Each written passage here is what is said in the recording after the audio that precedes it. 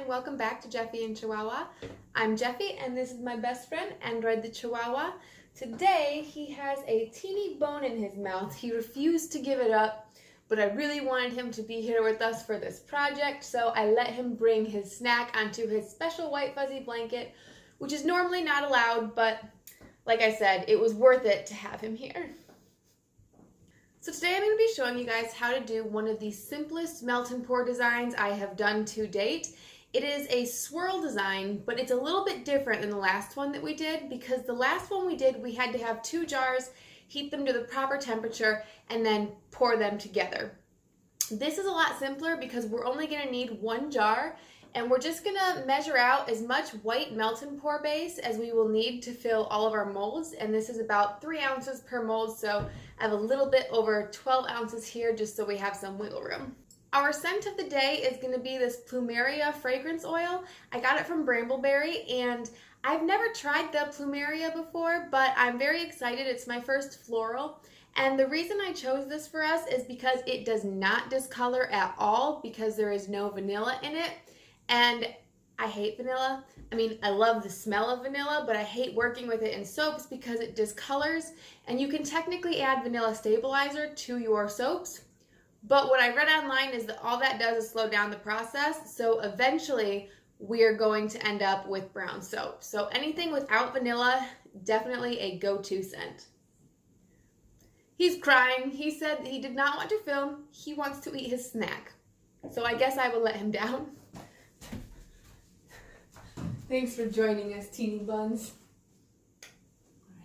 So, to continue our project, before we put this in the microwave in 30-second bursts until it's melted, I want us to get some of our mica powder into our mold, and I have selected just 4 colors for us to try today.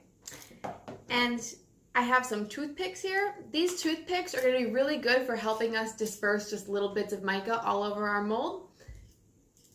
So our first little spot, I think I'm going to do one with just green coloring.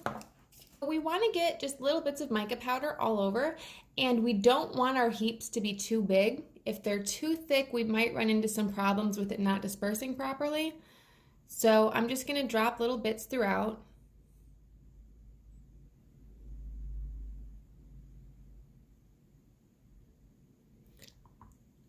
All right, I would say that's about good to me. For our next one, I think I'm going to use all 3 of our primary colors.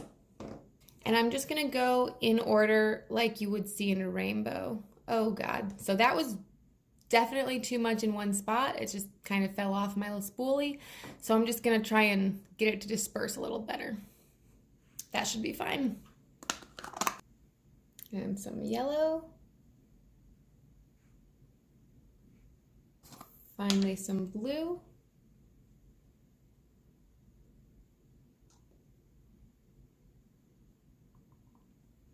So at this point, it kind of just looks like speckles, but I promise our finished result is going to look a lot more like a swirl pattern, and I'm hoping we can get it to look kind of tie-dye-ish with like these colors.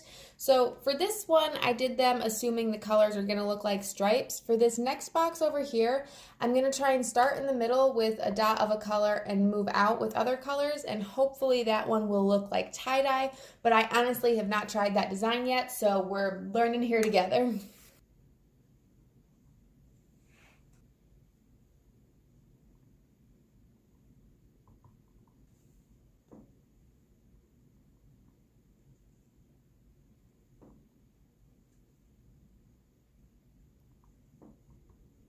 And then I'm just going to do our last one in green because these little green ones I will actually be giving out at work because they match my work colors. And the fact that we have the other 2 designs in these 2 will give us a good idea of what happens depending on where you put your mica. All right, we have our mica powders completely ready to go. And now I'm just going to heat our melt and pour in the microwave in 30-second increments. Then once that's completely melted, I'm going to add in some of our Plumeria scent oil. For melt and pour soaps, you want to use between a 1/4 ounce and a 1/2 ounce of fragrance oil for every pound of soap that you use. And I probably sound like a broken record at this point regarding these teeny little cups, but they are my absolute favorite for measuring out your fragrance oil because they are 1 ounce tall and they have these wonderful little lines which make it really easy to measure out your oils. So I get these on Amazon. It's like $3 for a 100 pack. It's a really good deal. All right, our white melt and pour is completely ready to go. So scent oil time. And we'll just give this a really good stir, then we'll be ready to begin. All right, so I have our little molds up close and ready to go. The trick to getting our mica powder to disperse when we pour in our melt and pour soap is to just hit it really quick with 1 spray of 90 proof alcohol. And you guys can already see how that's kind of broken it up. And then we're just gonna pour on our melt and pour soap.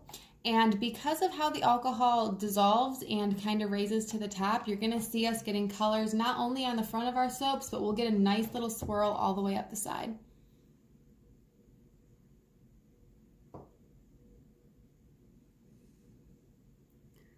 And you can kind of see it around the edges. Then we're gonna hit that one more time with alcohol to get rid of our bubbles.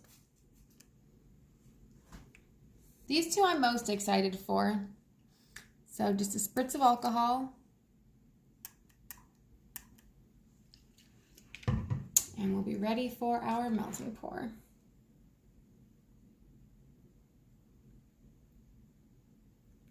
I like to pour this from the middle. Technically speaking, you could really pour this from any angle, any side. Wherever the soap is being poured in, it's going to push the color away from there. And like I said, because the alcohol rises to the top of this, it's going to pull your colors up the side of your mold and to the top regardless of what you do or where you pour it.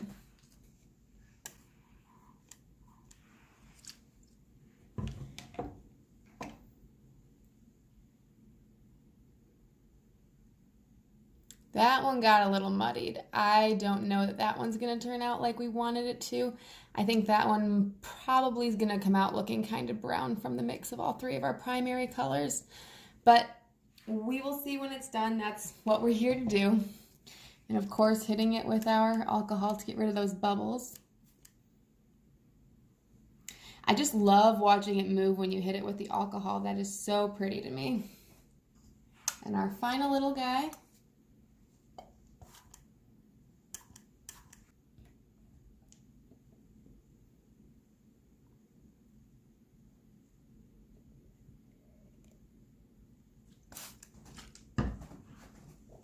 All right, now we're ready to let these set and we will come back to unmold. So I just pulled our finished pieces out of the mold and I'm very satisfied with our swirl patterns. These green ones are probably my favorite. I just love how they turn out. Honestly, these kind of resemble the 2-pot swirl that we get. I think where I went wrong a little bit was pouring directly in the middle. You can kind of see that the white really pushed all the color outward. So if you try this on your own, definitely make sure that you're pouring, you know, all over the mold. But in general, I would say that we got a really cool result with these and I'm very satisfied with our final pieces. The only one that did disappoint me a little bit was this one that I thought would be tie-dye. I really think if you pour everywhere and not in the middle, your colors will stay in place a little better and disperse outward a little bit better. The 3 colors together like this just really got kind of muddled. I personally really prefer this one. This one looks great to me. I think all of the colors look fantastic and you can definitely tell that they are separate colors as opposed to this one where they do get a little bit muddled. So I would say the 1 color is my favorite for this project, but you could put as many colors as you would like in these, and they do seem to turn out pretty awesome. Thank you guys so much for joining me. If you enjoyed this video, please consider hitting that like button and subscribing to see more soap techniques. Thanks for watching. Bye.